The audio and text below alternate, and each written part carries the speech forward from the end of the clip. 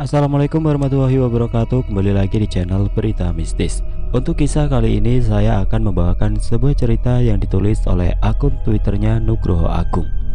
Dan untuk kisah yang akan saya bawakan kali ini yaitu sebuah kisah yang berjudul Sasar Nyawa. Dan sebelum kita lanjut ke ceritanya, tekan dulu tombol like video ini dan jangan lupa tekan juga tombol subscribe channel ini. Dan jangan lupa nyalakan juga lonceng notifikasinya agar tidak ketinggalan cerita-cerita lainnya dari channel ini. Dan buat teman-teman yang pengen membaca langsung ceritanya, nanti silahkan saja kunjungi linknya yang nanti akan saya sertakan di kolom deskripsi. Seperti apa untuk kisah kali ini? Langsung saja kita masuk ke ceritanya.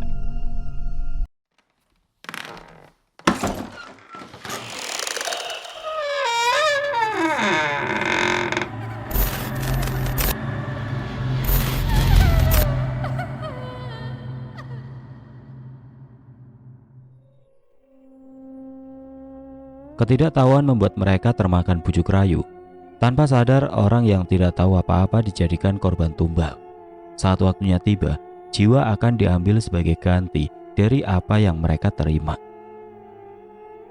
Saya tidak tahu harus menceritakan ini dari mana, karena cerita yang saya bawakan ini bisa saya katakan sangat sensitif, di mana terjadi bias antara kebaikan dan keburukan.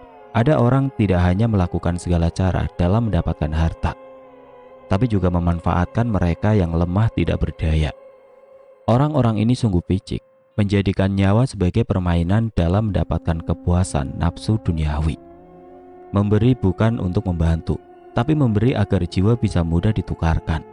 Tapi beliau sudah berpesan pada saya agar cerita ini disampaikan, setidaknya apa yang beliau alami nantinya tidak dialami oleh orang lain. Nama dalam cerita ini saya samarkan untuk melindungi privasi dari narasumber saya. Tidak ada maksud apapun dalam saya membawakan cerita ini. Saya hanya ingin membagikan pengalaman seseorang. Semoga kita selalu dilindungi dari berbagai gangguan iblis yang terus menggoda manusia. Kejadian ini sendiri terjadi di tahun ini, di tahun 2022. Tepat di pertengahan tahun, saat itu di kota P, sungai mengalir tenang di sebelah perumahan elit. Pak Ruswan masih bersantai di depan rumah. Baru saja ia pulang dari tempatnya bekerja. Pak Ruswan memiliki sebuah toko yang menyediakan barang-barang untuk kebutuhan sehari-hari, mulai bahan pokok sampai hal-hal yang tidak ditemukan di minimarket modern. Bisa dikatakan toko Pak Ruswan ini komplit dan selalu ramai. Dari hasil jeripayahnya ini, akhirnya dia bisa membeli sebuah rumah itu, rumah yang terletak di perumahan elit di kota tersebut. Segala kesuksesan Pak Ruswan tidak lepas dari sang istri, Bu Ismi, mengatur keuangan dengan teliti, dan juga anak dan menantunya, Rena dan Rano, ikut mengelola bisnis keluarga tidak lama setelah mereka berdua menikah. Adik Ismi yang bernama Fajar juga selalu datang membantu saat liburan sekolah. Sebagai siswa SMA di kotanya, Fajar mau mengganti hari liburnya untuk bersenang-senang dengan membantu orang tuanya. Alangkah terlihat sempurna keluarga tersebut, bisa kompak dalam mengurus bisnis kecilnya hingga bisa menghasilkan laba yang begitu besar. Tidak jarang para supplier datang untuk menawarkan produk mereka. Itu semua karena produk yang dibeli di warung Pak Ruswan selalu habis. Para tetangga yang melihat keluarga ini kadang merasa iri. Harta yang melimpah, bisnis yang berjalan lancar, anak-anak yang penurut, rumah, mobil, segalanya telah dimiliki Pak Ruswan. Namun segalanya nyaris terenggut saat sesuatu yang aneh sering ia dapati pada tetangganya yang baru saja pindah, yang katanya dari luar kota. Tetangga yang tepat tinggal di depan rumahnya ini adalah keluarga yang dikenal agak tertutup oleh orang-orang sekitar. Pak Braja adalah pemimpin keluarga ini. Ia mengaku bekerja sebagai seorang kontraktor. Istrinya bernama Bu Rifa, seseorang yang kesehariannya di rumah, wanita yang dikenal sangat dermawan di komplek ini, dan seorang anak laki-laki yang sedang berkuliah bernama Yanto. Awal kedatangan keluarga ini terasa biasa saja. Mereka saling tegur sapa. Bu Rifa juga sering belanja di toko milik Pak Ruswan. Kedatangan Bu Rifa selalu dinanti oleh Bu Ismi karena saat berbelanja kebutuhan, Bu Rifa termasuk orang yang royal. Bu Rifa akan membeli banyak produk yang nantinya akan memenuhi mobilnya. Jumlah belanjaan yang harus dibayar Bu Rifa tidak hanya berkisar di angka ratusan ribu, tapi hingga puluhan juta rupiah. Dan pembayarannya tidak pernah dicicil, tapi selalu dibayar kontan dengan uang cash. Dalam sebulan Bu Rifa bisa berbelanja sampai 4 hingga 5 kali. Hal ini sempat membuat Pak Ruswan bertanya-tanya, apakah penghasilan dari seorang kontraktor memang sebesar itu? Dan untuk apa barang belanjaan sebanyak itu? Namun kecurigaan dari Pak Ruswan segera disangkal oleh Bu Ismi. Istrinya menceritakan bahwasanya apa yang dibelanjakan oleh Bu Rifa tidak serta-merta untuk dirinya sendiri. Tapi Bu Rifa seringkali berjalan keliling keluar komplek untuk membagikan bingkisan yang berisi barang-barang kebutuhan sehari-hari untuk warga-warga kampung yang memang dalam segi ekonomi mereka masih tertinggal jauh. Saat hari Jumat, Bu Rifa dan Pak Braja seringkali membagikan makanan untuk para jamaah yang datang ke masjid dekat komplek. Hal tersebut membuat Bu Ismi yakin kalau keluarga Braja ini memang keluarga yang dermawan dan peduli pada orang-orang yang membutuhkan. Maklum, warga di luar komplek itu memang banyak yang masih hidup berada di bawah garis kemiskinan. Terlihat jelas jarak antara si kaya dan si miskin di daerah itu sangat timpang. Para warga yang tinggal di luar komplek juga tidak memiliki pekerjaan tetap. Ada yang nelayan kecil, buruh tani, tukang becak, sampai kuli panggul pasar. Bu Ismi sangat menyukai Bu Rifa karena selain baik dan dermawan, setidaknya Bu Rifa adalah konsumennya yang membuat omset warungnya semakin tinggi. Membuat semua angsuran bulanan yang harus dibayar oleh Pak Ruswan bisa berjalan lancar. Tapi di balik semua ini Pak Ruswan pernah mendengar cerita tidak mengenakan dari Rano, menantunya. Pernah di suatu sore Rano ini sedang memberi pakan burung di depan halaman rumah. Kebetulan ia habis membersihkan halaman rumah Pak Ruswan. Rano sebenarnya sudah memiliki rumah sendiri, berada persis di sebelah rumah Pak Ruswan. Pintu gerbang sengaja Rano buka lebar supaya debu dan sampah bisa dibersihkan menyeluruh. Setelah segala pekerjaan membersihkan rumah selesai, Rano memberi makan burung piaraan Pak Ruswan. Kebetulan Pak Ruswan dan yang lainnya masih berada di toko. Tepat saat sedang memberi makan burung, Rano melihat Bu Rifa sedang duduk sendirian di kursi yang ada di teras rumahnya. Posisinya persis di samping pintu. Bu Rifa dan Rano hanya dipisahkan oleh pagar rumah saja. Bu Rifa duduk sendiri. Melihat itu Rano akhirnya menyapa Bu Rifa. Ya, walaupun hanya untuk basa-basi, tapi Bu Rifa hanya diam saja, tidak merespon sapaan Rano. Bu Rifa, sedang santai Bu? Pak Braja sedang tugas ya? Ucap Rano mencoba menyapa. Tapi lagi-lagi Bu Rifa hanya diam dengan tatapan kosong. Matanya menatap langit-langit rumah. Posisi kepalanya agak mendongak ke atas.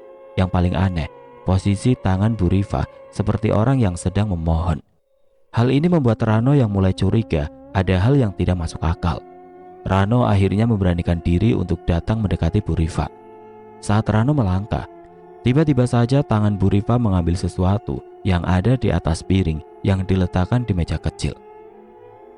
Bunga setaman kini sudah digenggam oleh Bu Rifa. Lalu dengan santainya ia memasukkan bunga tersebut ke mulutnya, mengunyahnya perlahan sampai habis tidak tersisa. Lalu tiba-tiba berdiri dan segera berlalu masuk ke dalam rumahnya. Hal ini membuat Rano melongo. Ia hanya bisa terdiam melihat apa yang dilakukan Bu Rifa, seperti hal yang tidak semestinya. Tatapannya aneh, gerakannya cepat. Rano merasa apa yang dilihatnya itu bukanlah manusia. Benar-benar berbeda dengan Bu Rifa yang selama ini ia kenal. Saat Rano berbalik arah untuk kembali masuk ke rumah mertuanya, tiba-tiba saja tercium wangi bunga setaman yang begitu wangi. Sangat wangi hingga baunya begitu menusuk hidung. Mendapati situasi ganjil membuat bulu kuduk Rano berdiri. Ia merasakan ada sesuatu yang tidak wajar dari tetangganya. Malamnya, Rano akhirnya langsung menceritakan apa yang sore tadi ia lihat pada istri dan kedua mertuanya. Namun bukannya percaya, tapi malah menimbulkan perdebatan di tengah makan malam mereka. Saya setuju, beneran. Saya melihat dengan mata kepala saya sendiri. Bu Rifa itu makan bunga setaman tadi sore. Ucap Rano mencoba meyakinkan mertuanya. Alah, masa iya? Jangan suka gitu. Bu Rifa itu salah satu konsumen terbaik kita loh. Kalau belanja ke warung gak pernah kecil, selalu dalam jumlah besar. Yang bener kamu no, kalau nyeritain orang. Ucap Bu Ismi yang tidak langsung percaya. Buat apa toh Bu saya menjelek-jelekan Bu Rifa? Saya jujur menceritakan apa yang saya lihat tadi.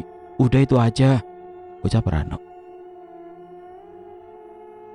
Bukan Bu Rifa yang kamu lihat kali Mas, ucap Rena pada suaminya. Lalu, menurutmu apa? Hantu yang menyamar, balas Rano pada istrinya. Bisa jadi loh, rumah itu sudah lama kosong kan? Ya mungkin penghuninya ada yang menyerupai Bu Rifa, ucap Rena yang malah membawa pembicaraan pada praduga lain. Ya masa kelihatan lama banget, sore-sore yang, ucap Rano pada istrinya. Sudah, gak usah ribut, biar tahu kejelasannya. Berani tidak kamu tanyakan pada Bu Rifa langsung, biar nantinya tidak menimbulkan fitnah, ucap Pak Ruswan membuat Rano hanya terdiam. Biar gak fitnah mending fitnah saya mas, timbal Fajar yang tiba-tiba nyelonong mengambil ayam goreng yang terhidang di meja. Lambe mujar, ujar Rano yang membuat seisi meja tertawa melihat tingkah mereka. Apa yang Rano lihat saat itu seperti sukar dipercaya oleh semuanya. Pembicaraan akhirnya beralih pada hal lain. Namun tiba-tiba Pak Ruswan terdiam lama, seperti ingin menceritakan sesuatu, tapi enggan untuk mengucapkannya. Pak, Bapak kenapa? Kok malah diam? Ucap Rena. Gimana ya? Sebenarnya Bapak juga agak curiga dengan keluarga itu loh, kata Pak Ruswan ragu.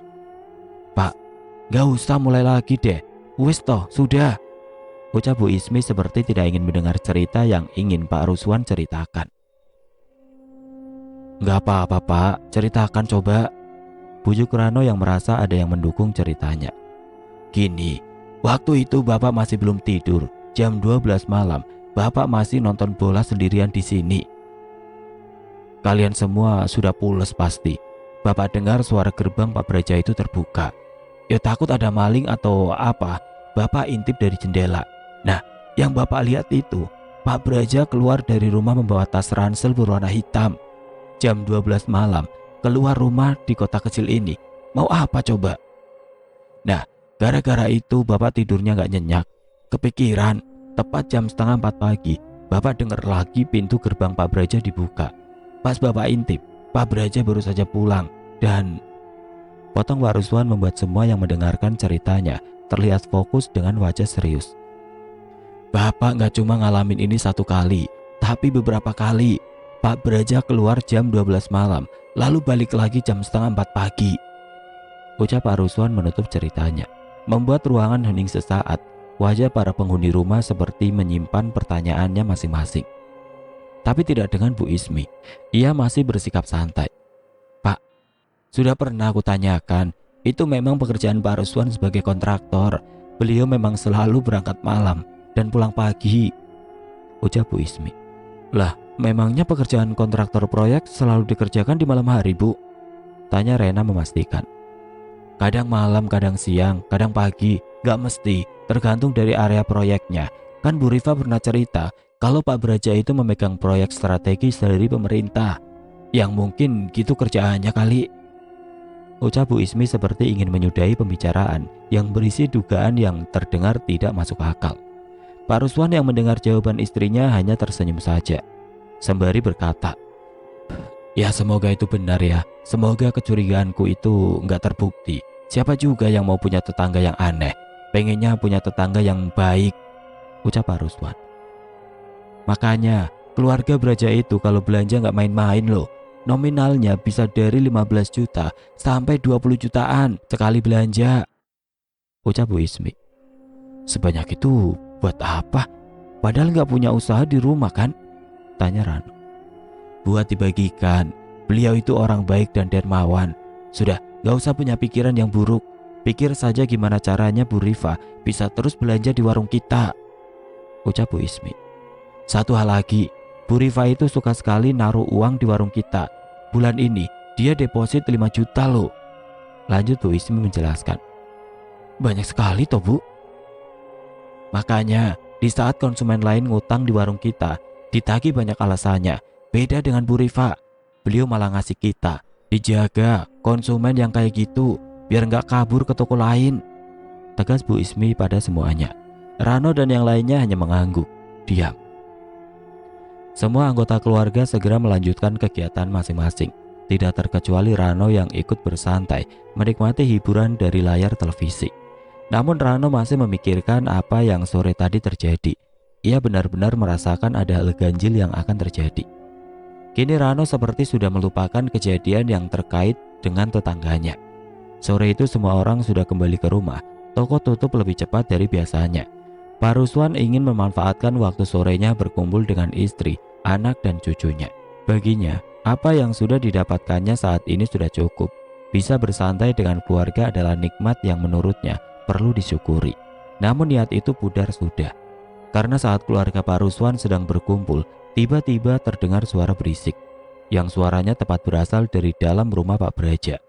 Barang-barang seperti dilempar, terdengar nyaring barang pecah belah yang jatuh, memancing perhatian Pak Ruswan dan Rano untuk mengetahui apa yang sebenarnya terjadi di dalam rumah tersebut. Tanpa berpikir lagi, Pak Ruswan akhirnya mengajak Rano dan Fajar untuk memeriksa keadaan, sedangkan Bu Ismi dan Rena tetap berada di luar bersama si kecil yang terus digendong. Pak Ruswan memberanikan diri untuk mengetuk rumah Pak Braja. Berkali-kali diketuk tetapi tetap saja tidak ada yang membukanya. Kegaduhan masih terus terdengar, tidak berhenti. Akhirnya Pak Ruswan nekat untuk masuk rumah tersebut tanpa permisi. Kebetulan pintu tertutup, namun tidak dalam keadaan terkunci. Keadaan benar-benar kacau balau, barang-barang jatuh berserakan.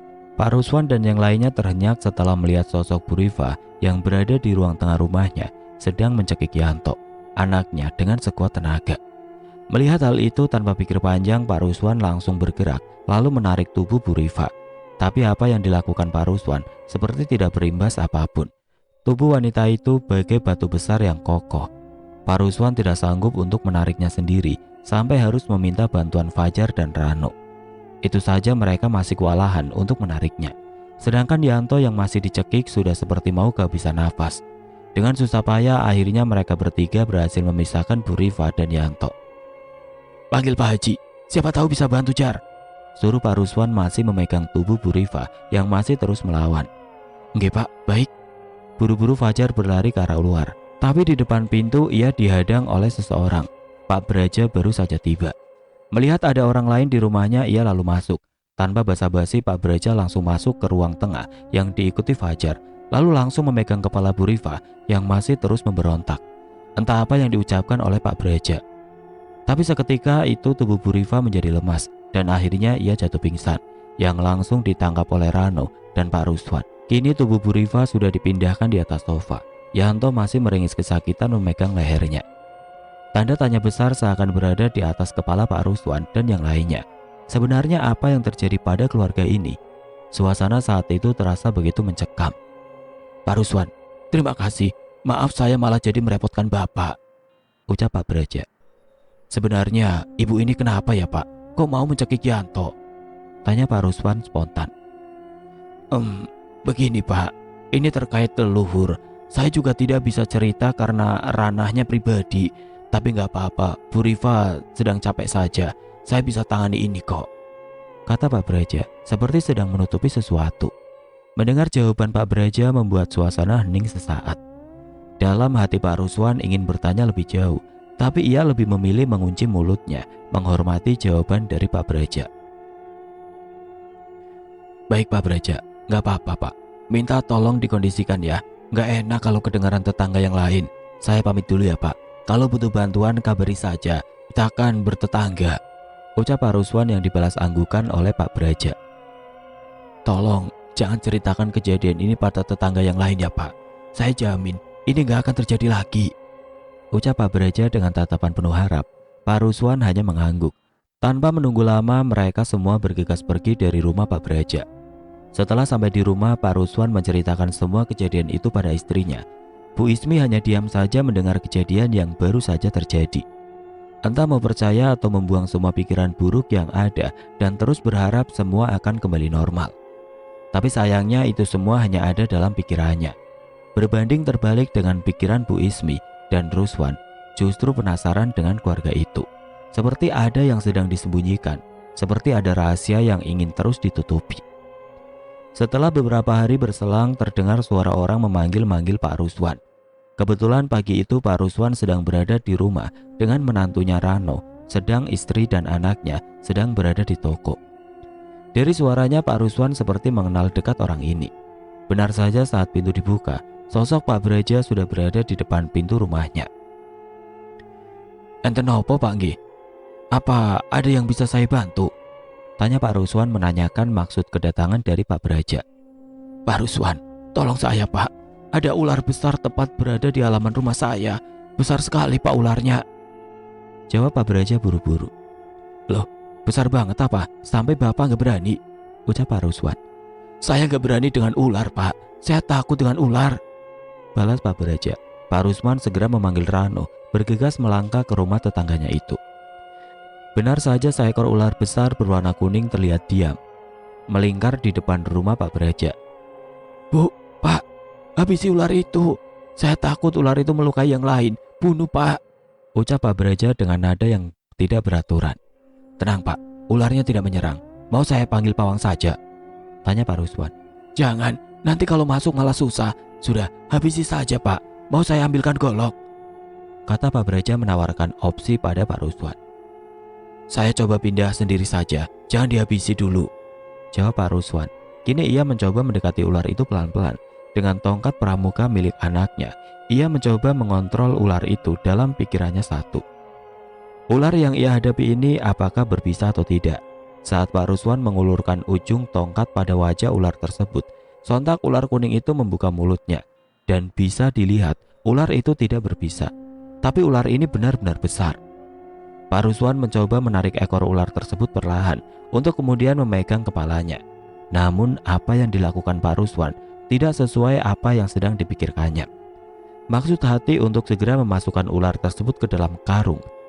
Tapi yang ada dengan cepat kini ular kuning itu melilit tangan Pak Ruswan dengan kuat. Sontak suasana menjadi runyam.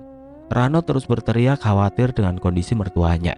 Pak Ruswan mencoba melawan lilitan ular tersebut yang semakin lama semakin kuat.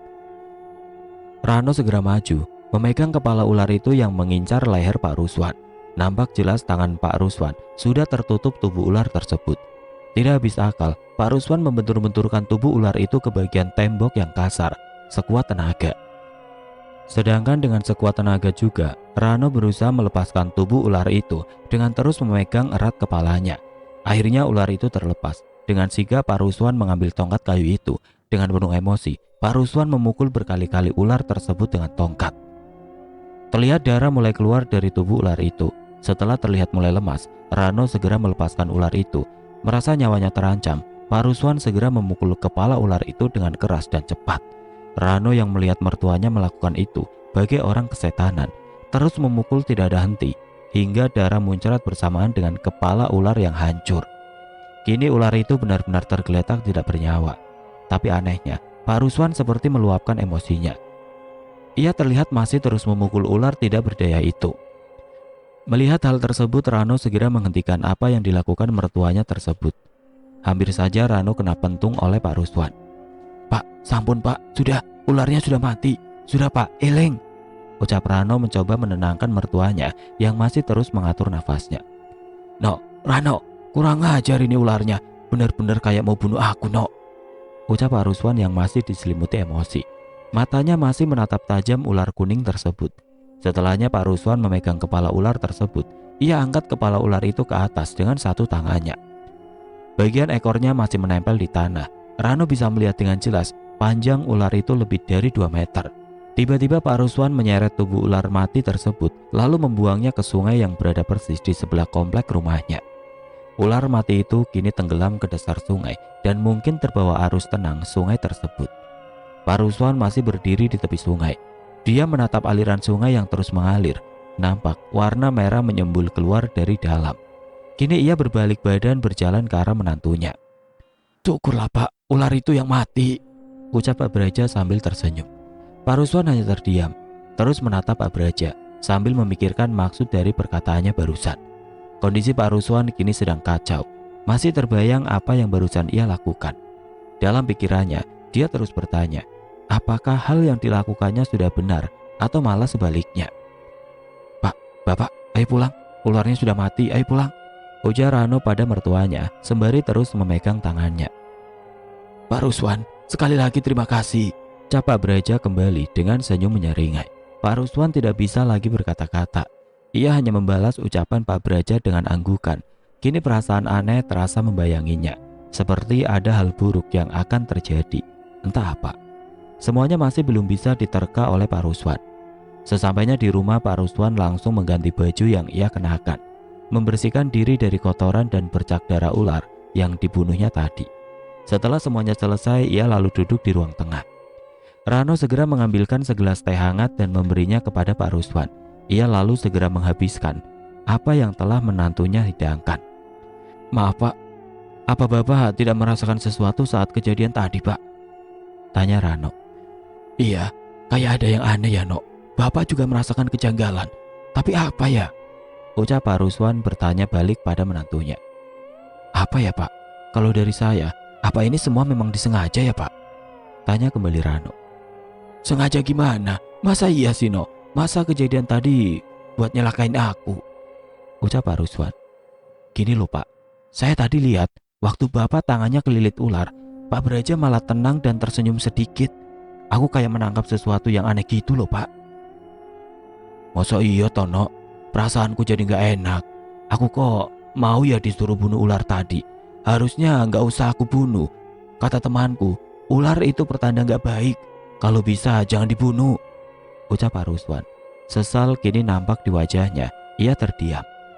Sembari terus menatap langit-langit rumahnya, entah apa yang sebenarnya sedang ia pikirkan. Waktu berlalu cepat. Sore pun tiba, matahari belum sepenuhnya hilang. Bu Ismi dan Rena sudah kembali dari toko, Fajar sudah pulang dari sekolahnya. Pak Ruswan sedang menggendong cucunya dan Rano sedang berada di depan sibuk dengan pakan burung. Bu Ismi belum mendengar kabar tentang kejadian yang terjadi pagi tadi. Rano juga belum sempat menceritakan hal tersebut pada istrinya, entah sengaja atau memang menunggu waktu yang tepat saja. Tiba-tiba saja, kejadian aneh kembali terjadi, kini menimpa Rano. Saat sedang asik memberi pakan burung, tiba-tiba saja terdengar suara berisik dari arah pintu gerbang.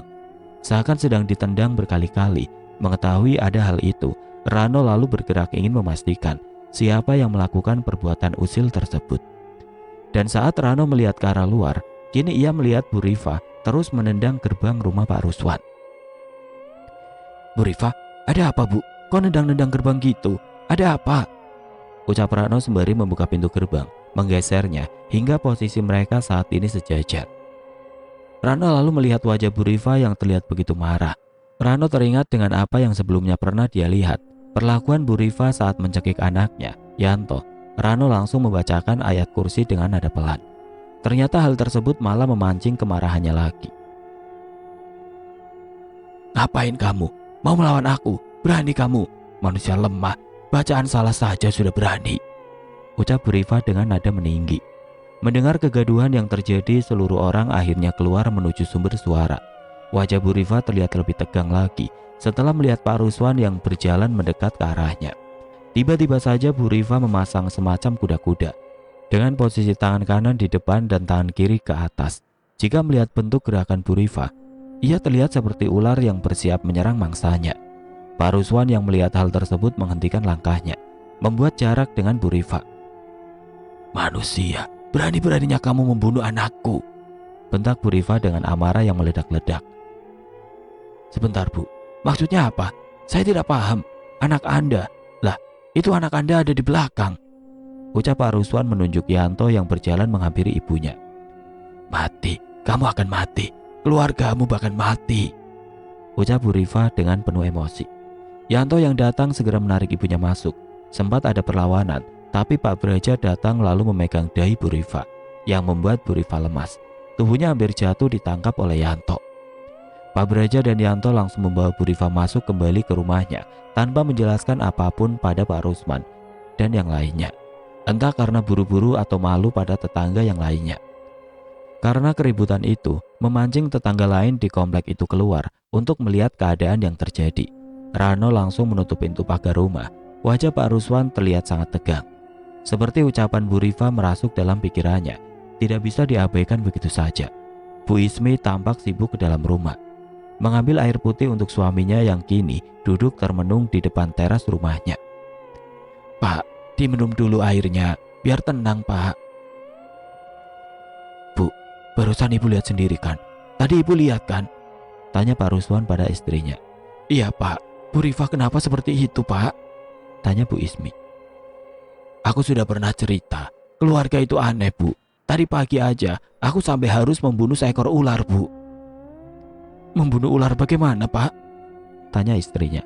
Pak Ruswan akhirnya menceritakan peristiwa yang terjadi pagi tadi.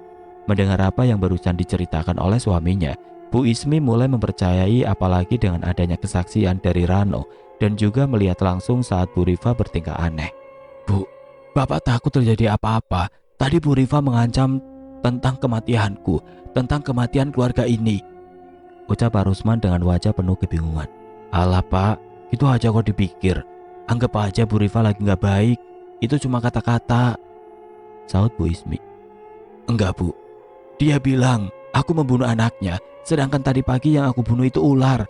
Ini pasti ada kaitannya, pasti, jawab Pak Rusman penuh keyakinan. Lalu mau apa Pak? Bu, besok kita ke rumah teman Bapak.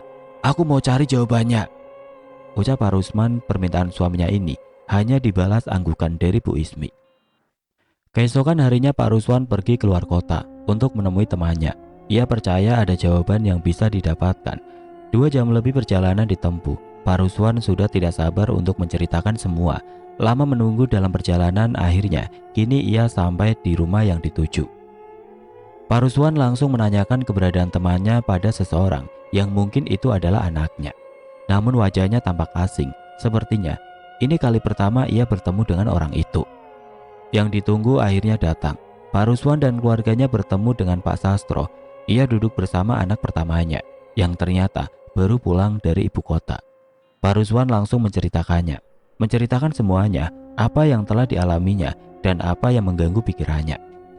Gini Pak, saya sudah ceritakan semuanya mengenai orang itu, mengenai hal aneh yang saya dapatkan beberapa waktu lalu, ucap Pak Ruswan. Tetangga jenengan itu baru apa sudah lama. Dulu saat saya datang membersihkan aura rumah Bapak, rumah itu kan masih kosong. Benar, tetangga saya itu yang bernama Pak Braja menempati rumah itu sudah beberapa bulan yang lalu. Setelah kepindahan saya, cuma Pak Braja itu ngontrak nggak beli rumah itu, ucap Pak Ruswan. Maaf Pak, kalau saya lancang. Beliau ini ngontrak di perumahan elit, tanya saya pada Pak Ruswan. Iya, itu saya. Bapak selalu mengenalkan saya pada orang yang baru melihat saya. Katanya biar memperbanyak saudara. Gak nyaman sih, tapi gak apa-apa, demi Bapak. Benar, alasan dia ngontrak di rumah itu karena rumahnya yang di desa sempit jalannya, jadi gak bisa masuk mobil. Gak enak kalau ada teman yang datang. Tapi selama Pak Braja ini tinggal, tidak pernah ada satu temannya atau rekannya yang datang Mas, jawab Pak Rusman. Saya yang mendengarkan cerita dari Pak Ruswan ini ikut bingung. Kenapa nggak beli saja rumahnya kalau memang orangnya terkenal kaya dan dermawan? Pak Ruswan, mendengar cerita Bapak tadi, ini ada kaitannya dengan pesugihan yang terletak di utara Pulau Jawa, ucap Bapak membuat Pak Ruswan terhenyak. Ketakutan nampak di wajah Pak Ruswan. Dengan bibir bergetar, ia memberanikan diri bertanya lagi. Pesugihan Pak? Maksud Bapak ada di zaman sekarang? Tanya Pak Ruswan. Ada. Ciri-cirinya sudah terlihat. Belanja banyak, memberi, tapi dengan jumlah banyak dan sering. Bisa jadi semua hanya umpan Pak, ucap Bapak. Pancingan. Betul, pancingan. Tumbal ini akan menyasar siapa saja yang sudah menerima secara cuma-cuma. Semakin banyak yang diterima, semakin banyak yang dimakan, maka semakin besar potensinya orang tersebut bisa diambil jiwanya. Namanya sasar nyowo. Tanpa sadar yang menerima menjadi target yang disasar oleh pelaku pesugihan, ucap Bapak menjelaskan semuanya. Saya yang mendengar ini ikut terkejut. Di zaman yang sudah maju, masih ada orang dengan cara seperti itu, bersekutu dengan iblis. Asumsi saya, rumah ngontrak, biar bisa pindah sewaktu-waktu. Suka memberi deposit di warung Bapak, suka memberikan bahan makanan keluarga. Sering lagi, belanja sebulan bisa belasan hingga puluhan juta. Orang kaya yang saya kenal masih memperhitungkan. Memberi juga tidak boleh berlebihan dalam agama. Ada takarannya, ucap Bapak menjelaskan semuanya. Tapi maaf Pak, beliau suka ngasih ke masjid loh Pak, ngasih ke pengajian. Pernah saya tanya terkait pekerjaan dan pendapatannya, Bu Rifa cuma bilang semua ini sudah diberikan oleh Yang Kuasa. Berarti kan dia nyembah Gusti Allah kan Pak, ucap Bu Ismi menipali. Yang Kuasa itu siapa Bu? Yang menguasai dan mencipta. Yang mana itu Gusti Allah atau yang menguasai dirinya dan keluarganya? Ucap Bapak. membuat Bu Ismi terdiam penuh dengan tanda tanya. Orang-orang itu pintar, Bu. Kalau diam saja di rumah malah jadi omongan. Makanya mereka berbaur. Sebisa mungkin mengambil hati kalian agar segala kejahatannya tertutupi. Setan itu penuh tipu daya, Bu. Tambah Bapak menjelaskan semuanya. Mendengar Bapak berbicara seperti itu membuat suasana terasa hening sesaat. Namanya Dewi Samtariran, salah satu dewi yang menjaga pantai utara. Beliau ini juga dari selatan. Beliau tidak akan memberi jika manusianya tidak meminta. Kadang di kehidupan ini ada saja manusia yang melakukan persekutuan demi mendapatkan kepuasan duniawi. Duh Gusti, ucap Bapak kembali memegang keningnya. Saya yang sedang duduk berniat untuk pergi, tapi Bapak tiba-tiba memerintahkan saya untuk mengambil garam kasar yang ada di depan rumah. Ya, itu garam yang biasa Bapak jual di pasar. Garam itu ditempatkan pada satu piring penuh, lalu saya letakkan di meja, tepat di depan Bapak. Setelahnya Bapak membacakan sesuatu. Samar-samar terdengar, "Berikanlah cahaya, berikanlah jalan, berikanlah perlindungan." Tidak berselang lama Bapak memerintahkan saya untuk membungkus garam tersebut, mengikatnya erat, lalu memberikannya pada Pak Ruswan. "Sholat tahajud ya, di sepertiga malam. Mohon perlindungan sama Gusti Allah. Lalu setelah itu, taburkan garam ini mengelilingi rumahmu. Lalu yang terakhir, taburkan garam sisanya lurus dari rumah Bapak ke depan rumah tetangga Bapak. Lalu ada satu hal lagi. Sebentar, saya ambil ya." Kami semua terdiam. Hening, tidak ada yang berbicara, seperti kompak menunggu apa sebenarnya yang sedang diambil Bapak. Sebuah benda dibungkus dengan kain berwarna putih. Panjangnya mungkin 60 cm. Saat kain itu dibuka, nampak sebatang kayu berwarna coklat terang, tapi saya melihat ada ukiran di permukaan kayu tersebut. "Apa yang menimpa kalian itu asalnya dari utara, bisa diatasi dengan benda yang asalnya dari selatan. Jadi saya titip benda ini, tempatkan di tempat yang tidak terlihat, kalau bisa di tengah rumah Bapak. Saya tidak menyerang, saya tidak menantang. Tapi yang saya berikan ini sifatnya perisai untuk melindungi jenengan. 3 hari lagi, bawa kembali benda tersebut ya. Bismillah," ucap Bapak. "Maaf tapi Pak, terkait ancaman tetangga saya yang kesurupan itu," potong Pak Ruswan. "Kalau orang ini tinggi ilmunya, gak usah nunggu besok atau lusa." Setelah dia berucap, dalam hitungan menit atau jam, pasti salah satu keluarga Bapak ada yang berpulang karena penyakit misterius. Saya sudah memagari rumah Bapak waktu pertama kali Bapak menyuruh saya ke sana."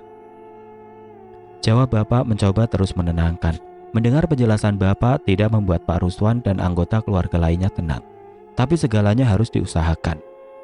Keluarga Pak Ruswan akhirnya berpamitan, pulang kembali ke rumah mereka, membawa apa yang dititipkan oleh Bapak.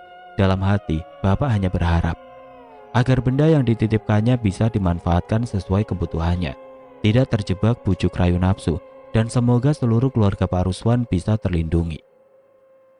3 hari kemudian, benar saja, Pak Ruswan kembali lagi ke rumah pada sore hari. Kini hanya ditemani oleh sang istri, anak dan menantunya tidak ikut. Saat bertemu Bapak, terlihat senyum tipis di wajah Pak Ruswan, seperti masih ada yang mengganjal di batinnya. Setelah teh hangat dan beberapa cemilan dikeluarkan, Pak Ruswan langsung membahas apa yang sudah terjadi selama 3 hari yang lalu. Entah sebuah kebetulan atau bukan, tapi waktu kedatangan Pak Ruswan saat itu adalah hari Jumat, tepatnya Jumat Kliwon. Pak Ruswan bercerita setelah melakukan apa yang diperintahkan oleh Bapak, sudah tidak ada gangguan lagi. Bu Ismi juga sudah mengembalikan uang deposit yang diberikan Bu Rifa lewat anaknya Yanto. Namun di hari Kamis pagi, kampung yang berdekatan dengan komplek rumah Pak Ruswan geger. Telah terjadi sebuah peristiwa yang akhirnya merenggut nyawa. Di sungai yang bersebelahan dengan komplek perumahan, seorang anak remaja hilang tenggelam. Awalnya ada 5 anak yang berenang. Anak-anak itu sudah sering berenang di sungai tersebut karena arus sungai yang selalu tenang. Tapi saat akan menyudahi permainan, 4 anak remaja itu berhasil kembali ke tepian. Tapi salah satu anak seperti ditarik oleh sesuatu. Si anak terus-menerus susah menjangkau daratan, hingga akhirnya tenggelam oleh tenangnya arus sungai itu. Menurut yang melihat, anak tersebut sudah berusaha naik ke permukaan, tapi kembali ditarik dari dalam. Polisi dan tim SAR akhirnya datang ke lokasi. Pencarian pun dimulai dari pagi menjelang siang sampai sore. Pencarian tidak bisa dilanjutkan lagi, bukan karena sudah petang, tapi hujan membuat pencarian sulit dilakukan. Malam harinya tepat malam Jumat Kliwon. Cuaca semakin buruk, hujan disertai angin mengguyur lokasi tersebut. Polisi dan tim SAR beranggapan bahwa kemungkinan remaja tersebut sudah tidak selamat. Mungkin terbawa arus cukup jauh, karena derasnya hujan menambah volume air sungai bertambah dan arusnya berubah lebih kencang. Awalnya saya nggak mikir macam-macam, Pak. Mungkin itu memang sudah takdir dari anak tersebut. Tapi, potong Pak Ruswan seperti enggan melanjutkan ceritanya. Tapi kenapa, Pak? Tanya Bapak halus. Keesokan harinya, Pak, pagi tadi, rasanya ada yang aneh. Semua anggota tim SAR menyisir sungai dari tempat kejadian sampai hampir ke daerah pesisir pantai. Tapi yang janggal, mayat remaja itu ditemukan tepat di tempat saya membuang ular yang pernah saya bunuh. Di situ persis, Pak, mayat remaja itu mengambang. Tidak jauh dari tempat remaja itu pertama kali tenggelam. Padahal petugas sudah mengira kalau anak itu sudah hanyut jauh, tutur Pak Rusman. Jadi seperti itu ya, Pak. Setelah nggak berhasil nyasar Bapak dan keluarga, mereka menyasar nyawa orang lain. Mau tanya, korban termasuk orang kampung dekat komplek? Tanya Bapak. Pertanyaan Bapak membuat Pak Ruswan terdiam lama. Sepertinya ada yang baru ia sadari. Leres, benar Pak. Warga kampung yang dekat dengan komplek perumahan kami, jawab Pak Ruswan yakin. Aku yang duduk di samping Bapak hanya bisa terdiam dan terus berpikir. Masih ada ternyata hal seperti itu di zaman ini. Bahkan bisa menyasar orang lain yang tidak tahu duduk perkaranya. Tanpa ikatan perjanjian, nyawa bisa melayang. Apa hal tersebut ada kaitannya? Tanya Pak Ruswan kembali. Percaya nggak percaya, ada Pak. Ingat tidak, tetangga sampean yang kerasukan itu bilang anakku. Lalu sekarang yang jadi korban anak remaja juga. Usianya berapa?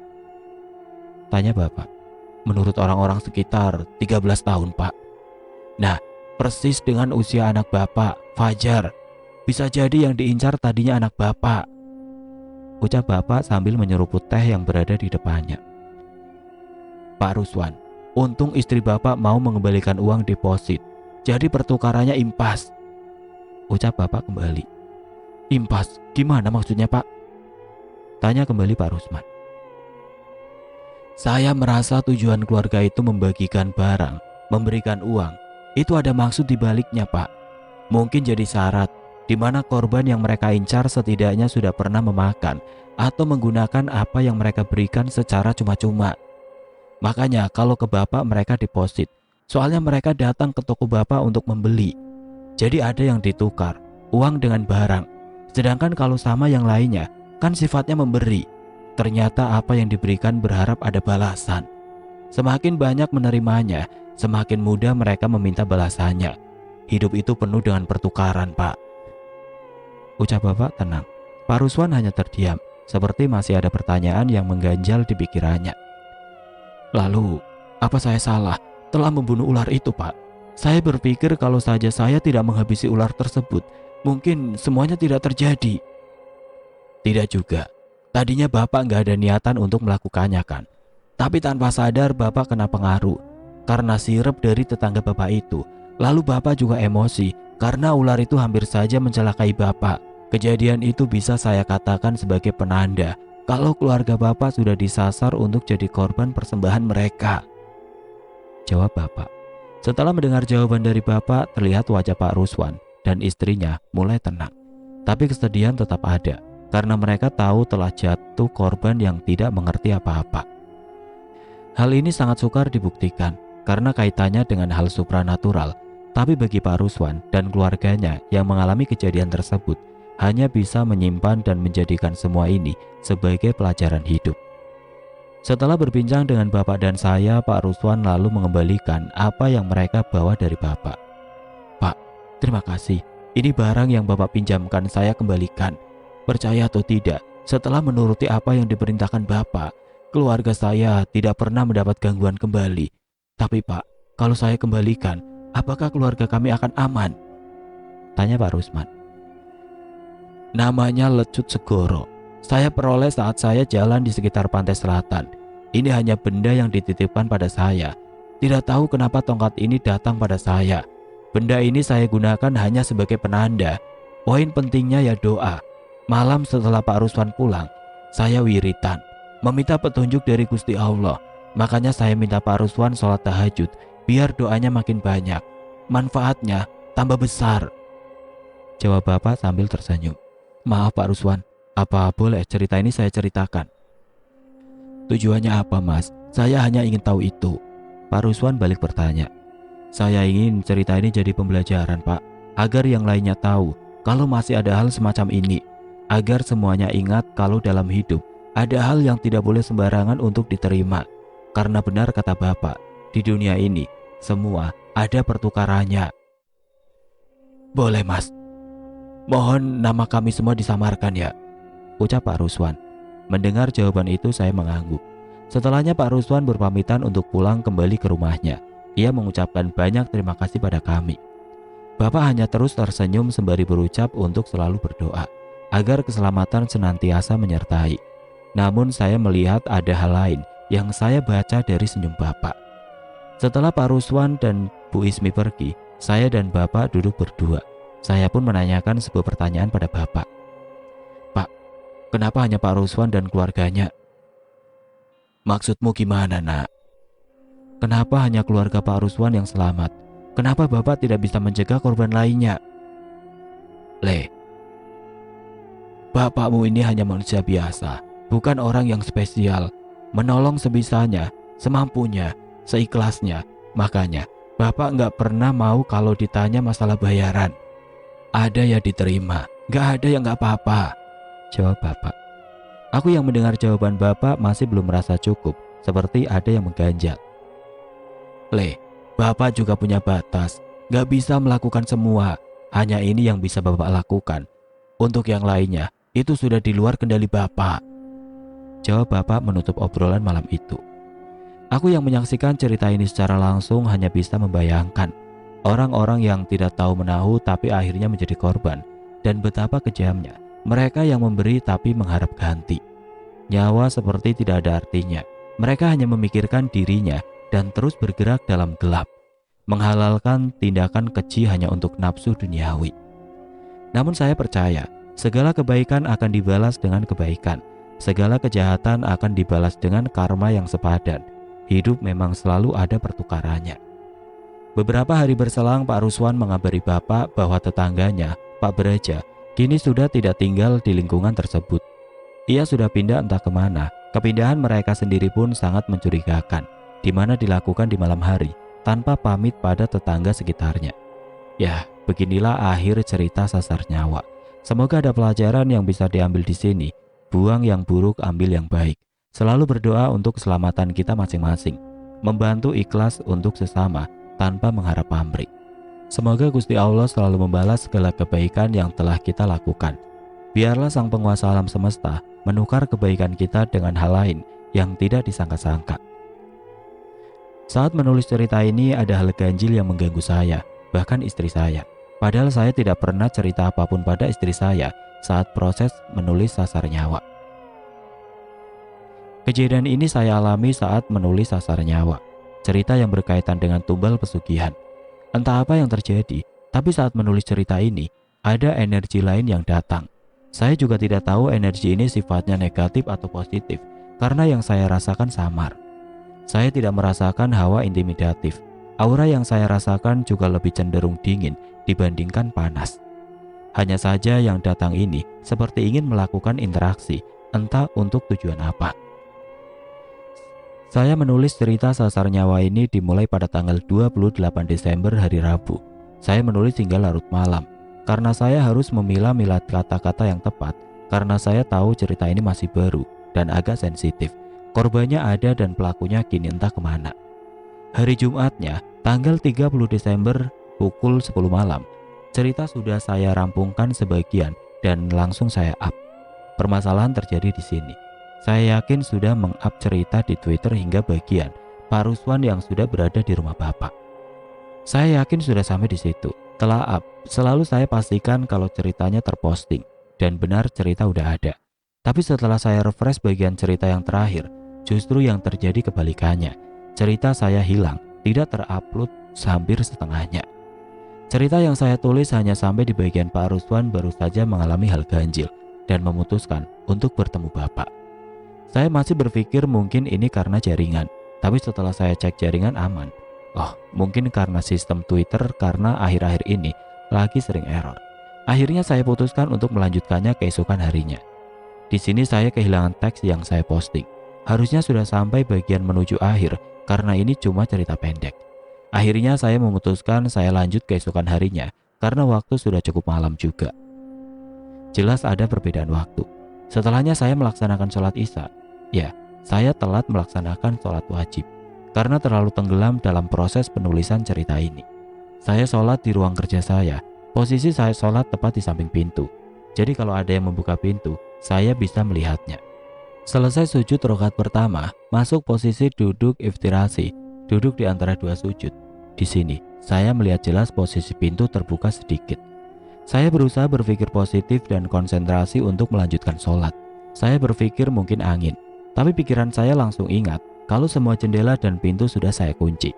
Karena sudah malam, istri dan anak saya sudah tidur di kamarnya. Saya terus berusaha tenang, tetap fokus menyelesaikan ibadah saya. Sampai pada saat sujud di rakaat akhir, saya baru ingat kalau pintu ruang kerja saya sudah saya kunci.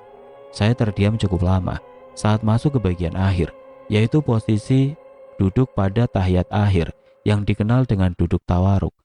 Terlihat jelas pintu terbuka lagi, kali ini lebih lebar. Rasanya seperti ada yang membuka, halus, terbuka pelan. Setelah melakukan salam, pintu ditutup kembali. Benar-benar seperti ada yang datang dan melihat saya sedang sholat. Setelah saya selesai, saya segera menuju ke kamar, mau tidur karena sudah larut malam. Sampai di kamar, saya masih memegang handphone, cek notifikasi, pasang pengingat kerjaan dan proses lainnya. Tiba-tiba saya mendengar suara rintihan istri saya yang sedari tadi terlelap tidur. "Le, angkat, tolong angkat aku." Rintik istri saya. Mendengar suara itu saat saya merasa kebingungan, lalu segera saya angkat istri saya dari posisi tidur ke posisi duduk. Ya Allah, aku mimpi." Ucap istri sambil terus mengatur nafasnya. "Mimpi apa, Nduk? Sampai ngos-ngosan gitu?" "Tadi, aku lihat di depan pintu kamar ada kucing warnanya abu-abu. Matanya satunya lagi dempet. Kucingnya nggak punya kuping, matanya berwarna biru keabuan." Ucap istri saya. "Terus, dia nggak ngapa-ngapain kan?" "Kucingnya jalan ke arah aku tidur, diam di atasku. Lalu dia tidur di sekitar leherku. Nafasku jadi sesek banget, Le. Udah gak tahan, mau ngomong gak bisa, mau bangun gak bisa, sampai akhirnya aku bisa ngomong tapi gak bisa gerak. Aku lihat kamu, itu saja samar, sampai akhirnya terlihat jelas, baru aku bisa panggil kamu. Kamu lagi nulis cerita apa sih?" Tanya istriku yang nafasnya kini lebih tenang. "Sasar nyawa, cerita tentang keluarga yang melakukan pesugihan, bisa menyasar nyawa orang yang menerima pemberian mereka yang enggak masuk akal." Ucapku menutup pembicaraan malam itu. Kini segala aktivitas berjalan baik. Hanya saja bahu sebelah kiri saat ini terasa berat. Sebenarnya bukan kali ini saja kejadian seperti ini terjadi. Pernah saat saya menggambar ilustrasi untuk Oyot Mimang. Sudah lewat tengah malam, kami semua sudah tertidur pulas. Tiba-tiba anak saya menangis kencang sambil berteriak. Gambar, gambar, gambar." Membuat saya terbangun. Tapi saya masih terdiam. Tidak begitu lama istri saya terbangun dan berkali-kali menyebut asma Allah sambil bilang ke saya, "Le, aku mimpi apa yang kamu gambar tadi siang datang?" Tepat setelah istri saya bilang itu, tiba-tiba saja suasana mencekam. Kamar mendadak panas padahal AC masih menyala. Yang saya rasakan, kamar terasa sesak, seperti terisi banyak orang. Padahal jelas-jelas di ruangan itu hanya kami bertiga. Ilustrasi yang saya gambar untuk cerita Oyot Mimang menggambarkan kejadian di hutan pinus saat proses pencarian saudara saya yang tersesat. Kejadian yang saya lihat dengan mata kepala sendiri.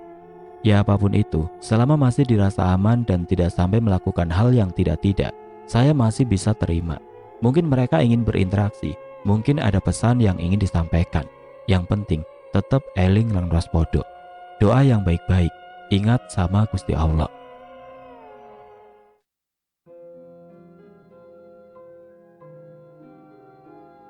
Oke teman-teman, sekian untuk cerita kali ini. Semoga apa yang sudah saya sampaikan dalam kisah ini dapat dijadikan pembelajaran untuk kita semua.